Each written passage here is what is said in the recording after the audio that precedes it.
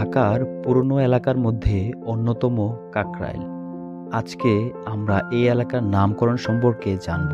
তবে পুরো ভিডিওটি দেখার আগে চ্যানেলটিকে সাবস্ক্রাইব করুন।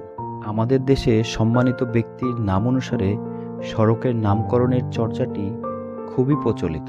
আর ব্রিটিশ শাসনামলে ইংরেজরা তো বরাবরই সর্বোচ্চ সম্মান পেয়ে এসেছে।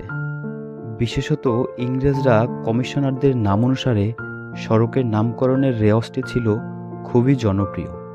তাই 19 শতকের শেষ দশকে ঢাকার কমিশনার হিসেবে দায়িত্ব পালন করেছিলেন মিস্টার ককরেল, আর তাকে সম্মান জানিয়ে একটি রাস্তার নামকরণ করা হয়। কালক্রমে সেই ককরেলই পরিণত হয়েছে কাকরাইলে, আর এখন পুরো এলাকার নাম পরিচিতি পেয়েছে কাকরাইল নামে। এরকম আরও ভিডিও পেতে থাকুন বাংলার রূপের সাথে।